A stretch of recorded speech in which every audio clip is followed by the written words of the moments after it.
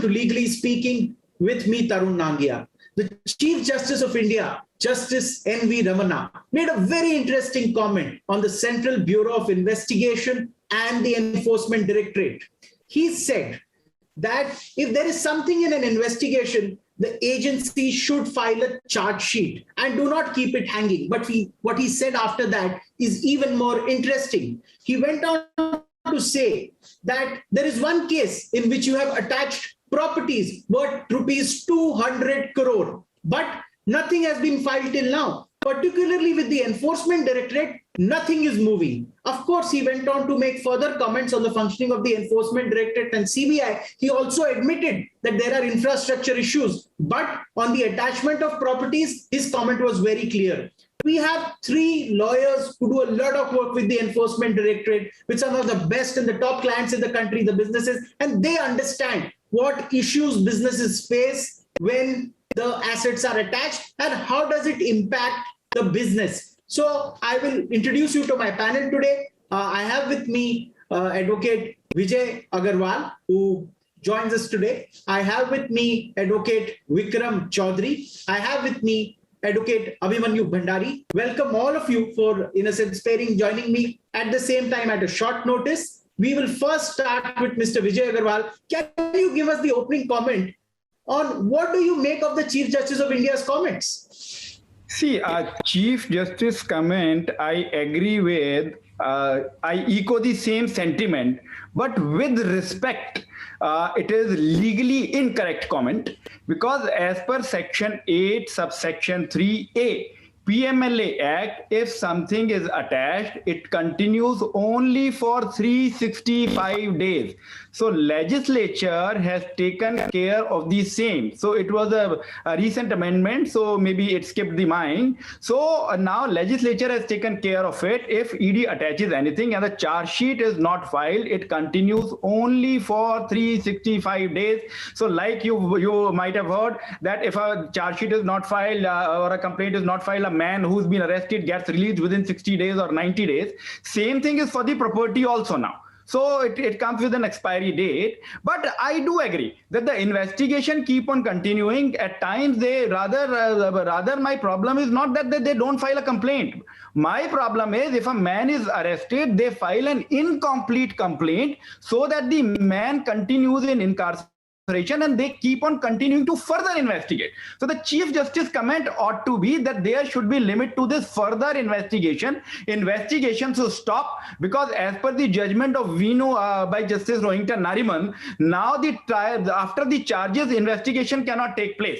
So the trial doesn't start till the investigation is there. So this is the problem in this.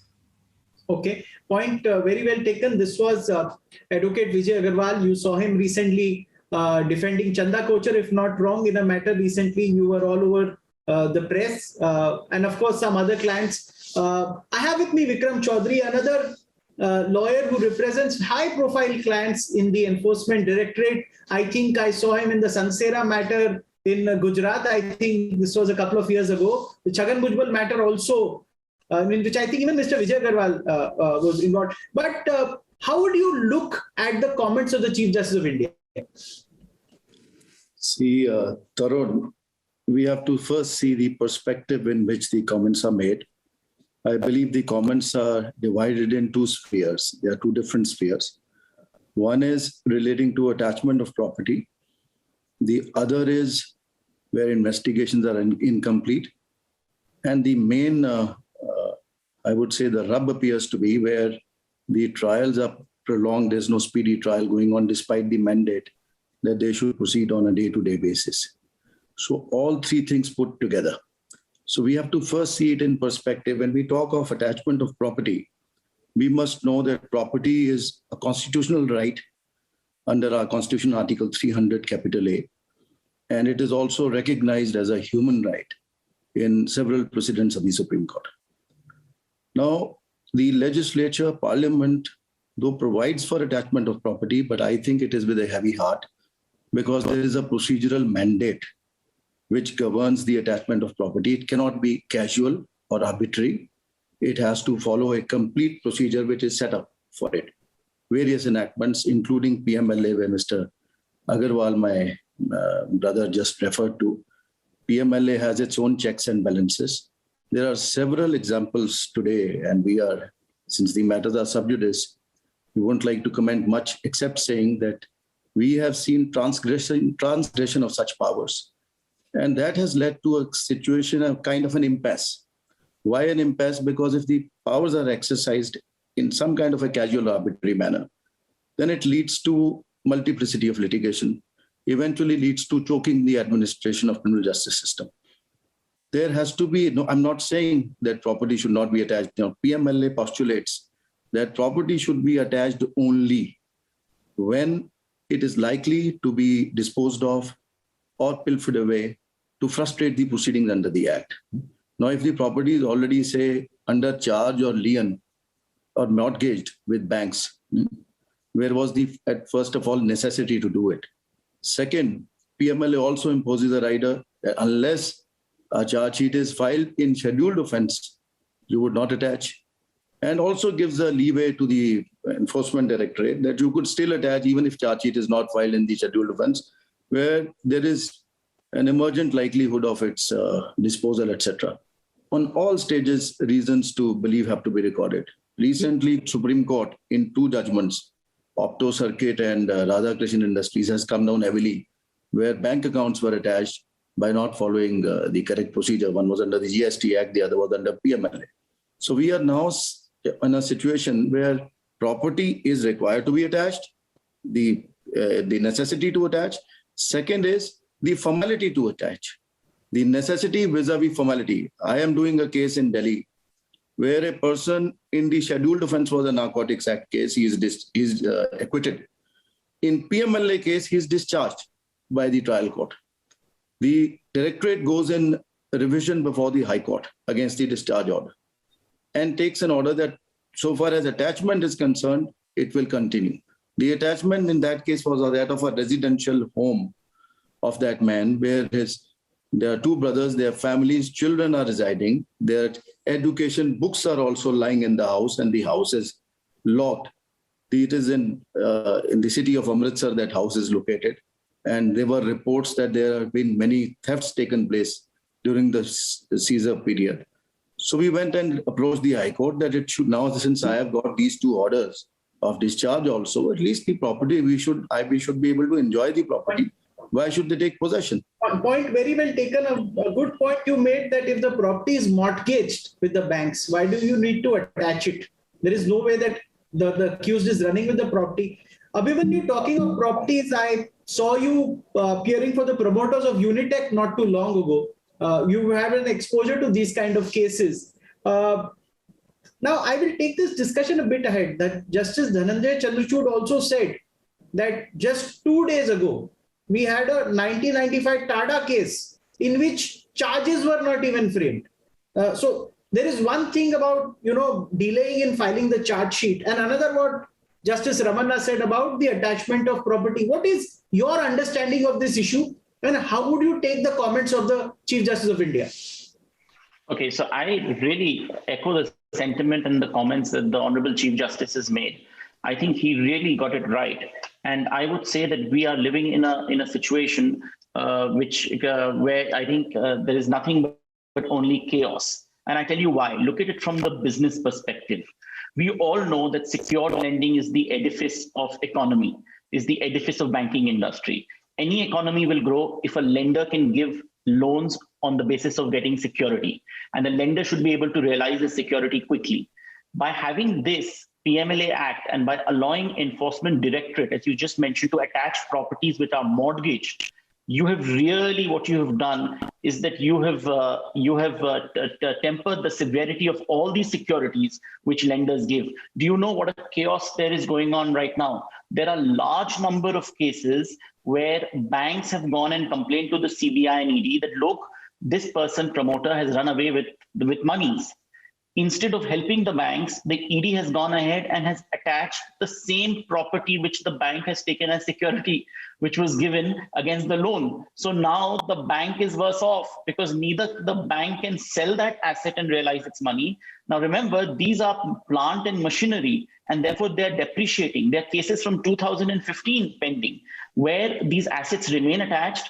We have a one-man adjudicating authority which looks after the whole country. We have no appellate tribunal functioning on final hearings for the last 2 years because there has been no quorum. So things are in a real disarray and attachments are going on increasing day by day. Therefore, we urgently need, it's all very well to say, let's finish investigation quickly. Why endless investigations?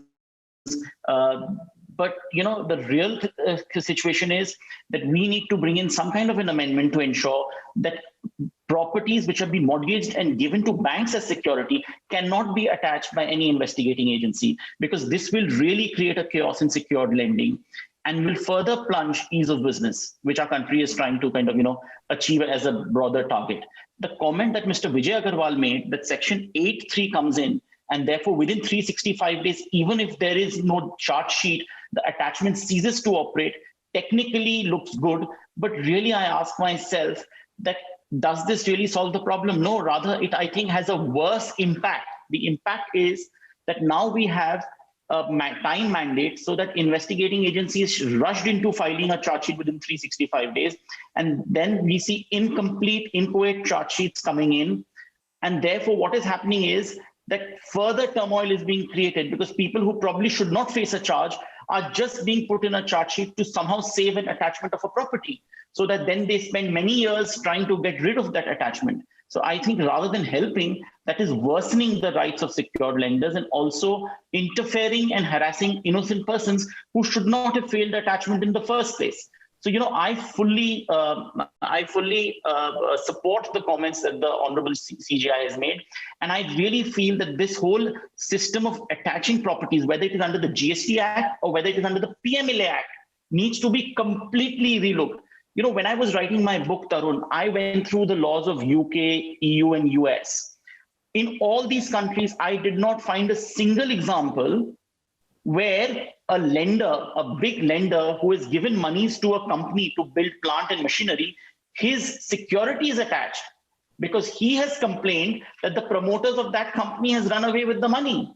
So really, you have put a lender between the deep blue sea and the devil. If he complains, the devil will catch him. If he doesn't complain, he will sink in the deep blue sea.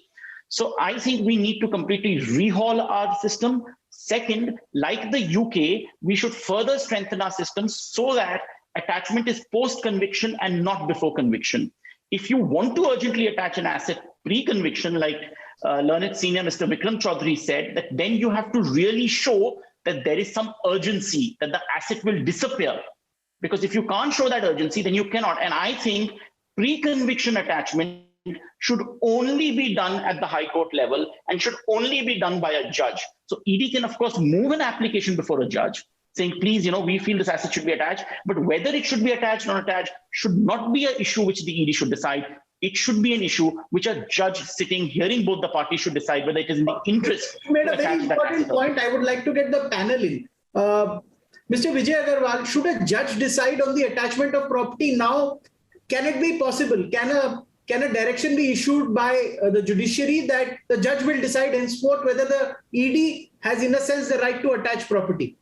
See, again, I would say that legislature has taken care of it. Asset can be attached. See, one thing is not having a provision in law.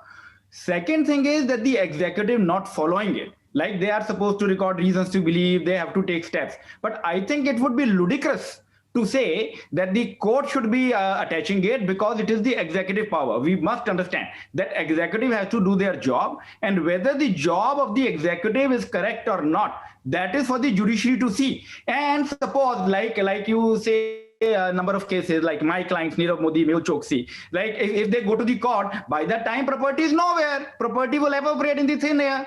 So this is it. So executive in a given set of circumstances has to attach immediately so that the property doesn't evaporate overnight. There is no time enough to go to the court.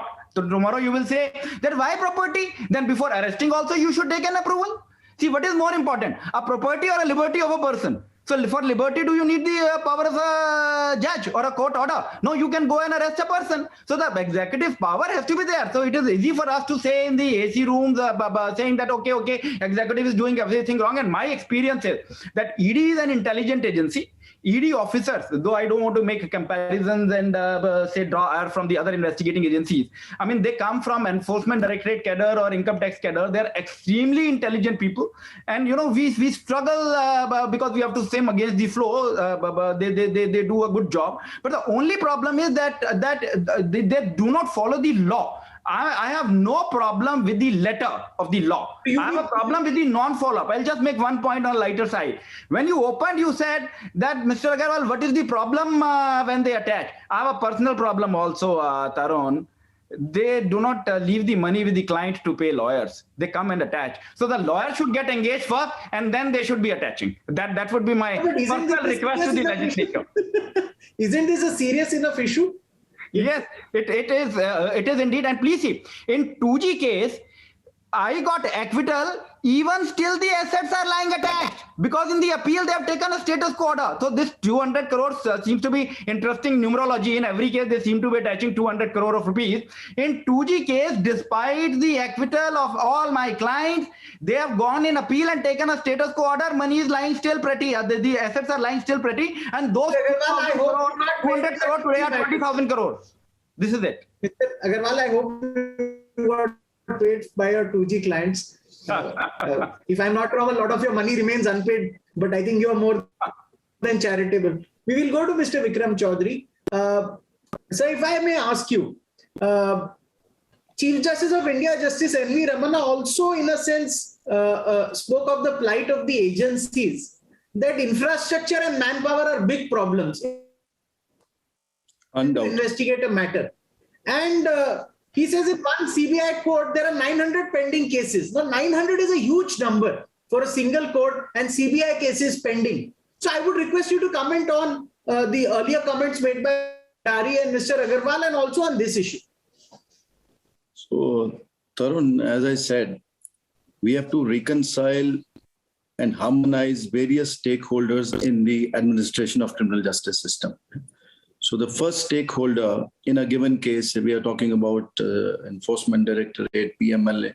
Well, there are cases, other cases also where there are victims like, say, banks who have been defrauded, or the other private victims.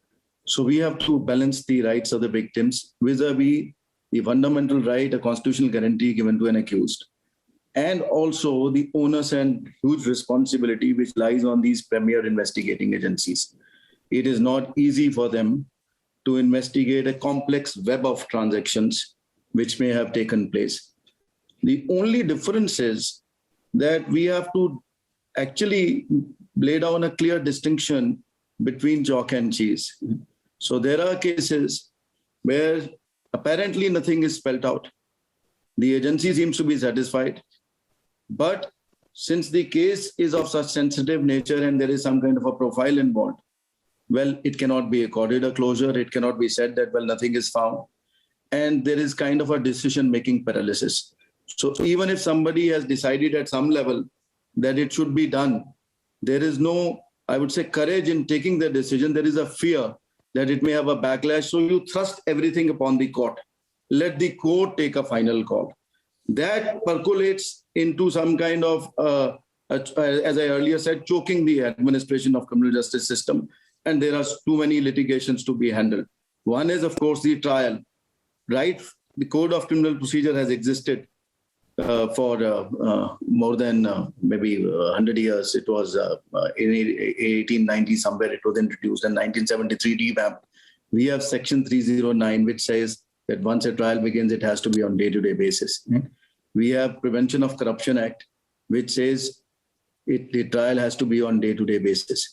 So the legislature has always been sensitive that these enactments always provide for a procedure, a speedy disposal of cases. But we have entire system choke. We have so many special legislations today which provide for expeditious disposal, maybe the Juvenile Justice Act. There are other provisions of various enactments, including these MPMLAs matter, which the Supreme Court is now handling. So all those require I would say, harmony. We all as stakeholders, counsel for the accused, whom we mostly represent, as officers of the court, we owe responsibility that there is no frivolity. But unfortunately, wherever we meet frivolity on the other side, then it takes more time. It goes from one step of the court to the other step of the court and to the other. Like the example I was giving, the High Court gave an order that give him the house for his children to live in. He will himself pay rent of that house and deposit it in the High Court. But even that order was challenged in the High Court, in the Supreme Court. And eventually, till the Supreme Court decided the SLP and dismissed it, upheld the order of the High Court, the possession of the house was not given, which was lying vacant to nobody's use. So these kind of litigations will have to be avoided to, I would say, release this system of some kind of unnecessary litigation, which is occupying the space, whereas it could be, that space could be provided for legitimate, well-warranted, and well-justified. Very good by Advocate Vikram Chaudhary, as we can also see that our Chief Justice of India, Justice N.V. Ramana, is worried about the rising number of pending cases. And you see what he's done. You saw the appointments. 9 appointments went through within barely days of, he just took charge and these went through. The judiciary has to be commended for the vision and foresight. I think there's more to come. We'll see more appointments in the coming days. Abhimanyu, I see that Justice of India, N.V. Ramana, also made one more statement very interestingly. He said that the Supreme Court requested the central government to provide special courts for enforcement directorate, but central government was not able to do that. Do you think time has come that the court should, in a sense, take this up and, in a sense, somehow get special courts for ED everywhere so that these very important cases involving big businessmen get priority or at a fast track? And because, see, I have realized when I saw matters like Unitech in your case or Sansera's in Mr. Chaudhary's case, ICICI Bank, I think Avanta you're doing, all these matters, these people provide employment to so many people. So when these companies are affected, the employees and their families are affected. It's not the question of the promoter. The promoter has enough money. What do you think, Mr. Bhandari? No, I think that to ensure that economy grows, to ensure that corporates can successfully resolve disputes, whether they are criminal or civil, and things can be taken to a conclusion, we urgently need 3 things. Let's talk about the special court is a very far sort of. First, let's look at it this way. We have we don't have a head in the NCLT, the National Company Law Tribunal.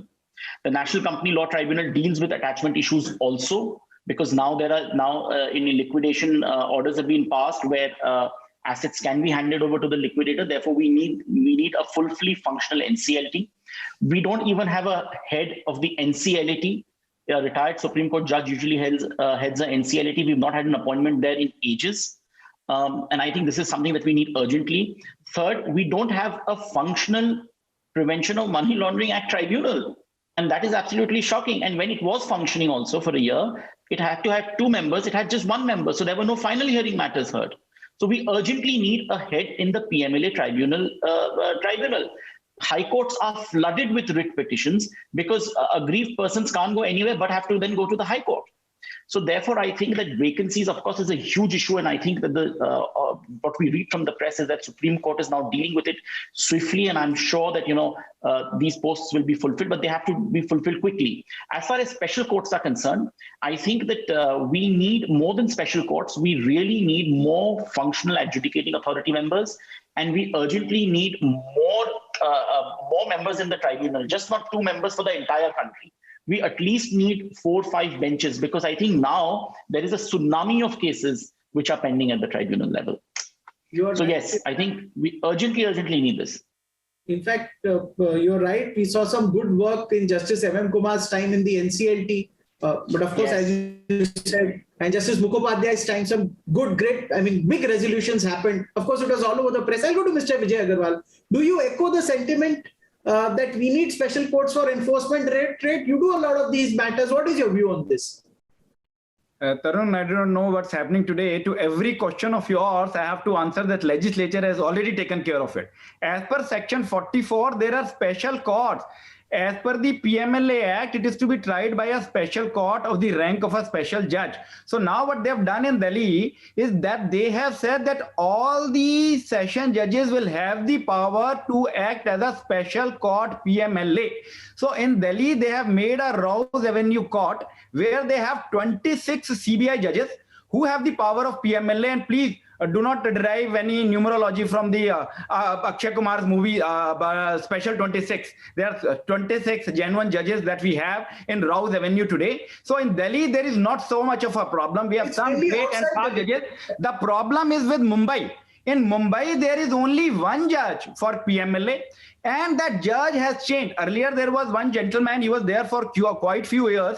After that, every judge seems to be surviving only for 6 months, and he loses the track of the cases. And there is one judge for the MP MLA cases. So in the whole Mumbai, which is the financial capital and which has got most of the cases, there are only 2 judges. So in Delhi, I don't see a problem. You've got 26 judges, the dates are fast. The problem is this only, that the agencies are not completing their investigation because they want to keep the accused on their leash all the time. That accused will come and do namaste to them all the time, and he'll be on leash, so that once the investigation is over, then it's between the court and the accused. So agency wants to keep its control. So that desire to have the accused and everything under their control is killing the system.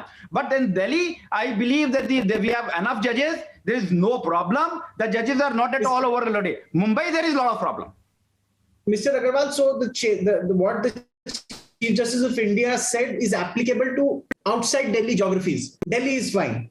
Looking at your, in a sense, your knowledge of legislature, we have seen a time when a lot of lawyers went to the Rajya Sabha. I leave it at that. We'll go to Mr. Vikram Chaudhary. So if you could, in a sense, extend the argument of what Mr. Vijay Agarwal said, it's just an outside Delhi problem. Infrastructure is not such a big issue. Would you agree? See, I tell you, the infrastructure at least in the northern states, there are 2 kinds of infrastructures we are talking about. One is the infrastructure with the investigating agency like the Enforcement Directorate. I believe there is the kind of cases that they are coming up with, and the number of cases which are constantly rising and exponentially.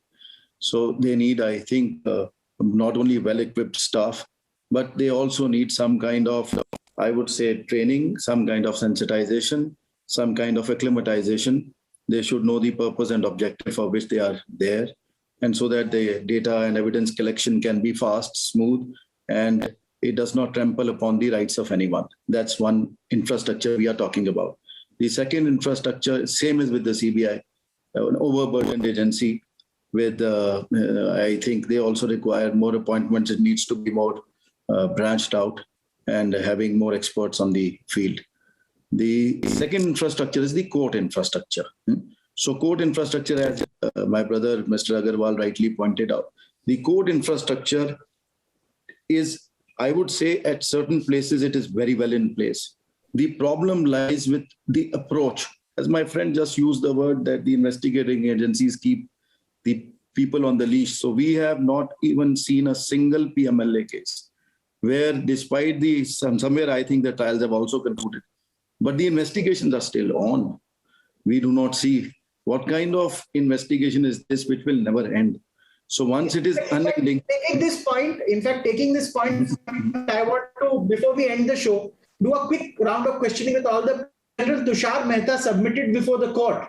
And I may like to read it out. For the Enforcement Directorate, what happens is that letters rogatory, which is formal request from a court to a foreign court for some judicial assistance, which are, but countries that are tax havens don't respond at all. Now, this delays the complaint and would you agree with Tushar Mehta on this count? Tarun, very quickly, I think I agree with the comments made by Mr. Mehta. If there is no response for a long time, then things do go into cold storage. But having said that, I think that what Mr. Chaudhary has said, that even there are cases where there have been acquittals, and even after that investigation is going on, is, I think, very worrisome. So that, of course, nothing can be a justification to that. But yes, I do know that letters of rogatory do take a significant amount of time to get a response from. Okay. That was Mr. Bhandari. Mr. Chaudhary? See, totally agree with Mr. Mehta that in certain counts, the investigations do take some time. They are complex. There are foreign agencies involved. But that cannot be an excuse for keeping the things hanging on and not taking the things to their logical end. So to whatever extent, so whatever happens here is that Mr. Agarwal said, and rightly so, that the Act provides 360 days in which during investigation you can attach a property. But what happens is, for the namesake, and a complaint is filed, prosecution is launched, so that that bar embargo of 360 days is over. But what happens eventually is that you're still investigating, further investigation is on. So though for the sake of presentation in the court, a case is filed, but the case will not proceed because investigations are yet underway. Point taken. Mr. Agarwal, very Yeah, it is very clear that this letter rogatory thing cannot be an excuse. And see, other governments are not responding. Recently, I had a case where the Brazilian president case, where the Brazilian government requested Indian government to attach the things, and Indian authorities went and attached for a client of mine, this Milton. The amount was $12,000, and they attached some 400 crore of rupees. Then that we got released from the court. So Indian agencies are very swift to respond. Brazilian government only said that please attach $12,000, and they went and attached all the accounts, all the FDRs, and they brought the company to a standstill for a while. So Mr. Chaudhary is very right when he says that that cannot be an excuse. You have to put a man to trial. The man is in no man's land, so he does not know. And as lawyers also, we need to get fee for our trial briefs also. So the trial has to start. So one should look at the lawyers, poor lawyers also. On that note, we will all stand I like when Mr. Agarwal gets some humor into the discussion. If a tax haven doesn't respond to a LR sent, what happens to the investigation? See, investigation is not only based upon one LR. Investigation is multifaceted. It has so many other tentacles to go into. So that's just one part of it. That one part of it can't make the tail cannot wag the dog. So you have the basic evidence in place, whatever you intend to rely upon. You should swiftly make it a point that it goes for trial. But what happens is that by virtue of further investigation, where even a trial starts, it still gets interjected because you introduce more players into it. There are more people who are being interrogated. So in one case where you rely on, say, 50 witnesses, after 5 years, when the case is pending, you examine another 50 more and you file a supplementary charge sheet or supplementary complaint and then introduce those 50 as witnesses again. So where will the trial go? When will it conclude? It is just dragging on. And then again, less judges, that the judges are burdened, that there are more cases, they are pending since long. So it's not the pendency since long, it's these kind of cases actually which have created certain kinds of hurdles in the administration of justice. So we need to come clear on certain aspects. I think Supreme Court is presently seized of about 250 odd cases in which many issues relating to PMLA, which I always call as still a work in progress, because constantly we raise one issue and you get an amendment in 3 months on the same issue. So whether it's by way of an explanation or otherwise. So everything is before the Supreme Court now, and I believe that once those matters are heard, there'll be a lot of clarity, at least in money laundering cases. Mr. Chaudhary just touched upon a very important issue. They are making amendments in PMLA as a finance bill. They are not passing it properly. So for that, there is a writ petition pending. So whatever we lawyers take a point, what they do is that they come and amend. So lawyer proposes and they have an amendment for that. So whatever we propose, they dispose it off through an amendment. Yeah, final closing comment for today's discussion. Yes, I would say, Tarun, that Shakespeare said, in pursuit of justice, let none of us seek salvation. So whether it is the investigating agency, we as lawyers are accused, or the honorable judges, we all have our task to perform. It is the harmony, the synchronization, and we hope that all as one fraternity, one unified fraternity, we must bring in our laws into a dynamic form that is result-oriented, that is justice-oriented. That's all I would say.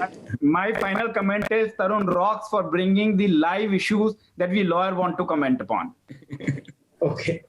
We'll take one last comment from Mr. Bhandari before we end the discussion. Yeah, my final comments really is that, we are living in a situation of huge chaos right now. As I began by saying, we urgently need to bring in reforms so that secured lenders who are giving money and taking security over property, they can realize their security. If you attach that security and he gets into this endless rambling, into long investigations and never-ending disputes, then that security will depreciate, and really this shows us in very, very poor light. I haven't come across any other country where secured lending is attached in a fashion that has happened in the last few years here. So therefore, we urgently need reforms in that. Second, what if we cannot have our tribunals functioning, if you cannot provide various benches in the appellate PMLA tribunal, then please do away with the PMLA Act. Because, if you attach assets, accused persons and aggrieved persons should be able to go to a forum and get those assets detached.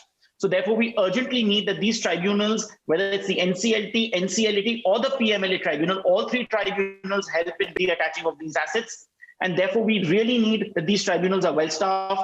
There has been no member in the PMLA tribunal for the last 1 year, if I'm not mistaken, and no head for the last 2 years. So therefore, I think these two things should be the takeaway. And I think this will really help in resolving some of the problems. Well, thank you so much. In fact, we must first thank Chief Justice of India, Justice N.V. Ramana, for flying up and taking attention on this issue. We hope that in a sense, it's like catching the bull by the horn. He understands the problems of ED and CBI, but also wants to see action. I think during his tenure, we will see a lot of action. At least that is the hope from this panel. I would like to thank Mr. Abhimanyu Bhandari, Mr. Vijay Agarwal, Mr. Chaudhary, Vikram Chaudhary. I also have to correct myself. He's a designated senior. I introduced him as an advocate. So I think that correction I make on my part. Thank you so much for joining us. We will continue our series on the Enforcement Directorate and CBI as and when things happen. But that's it for now. Thank you for joining us on the show. Thank you. Thank you, Dada. Thank you.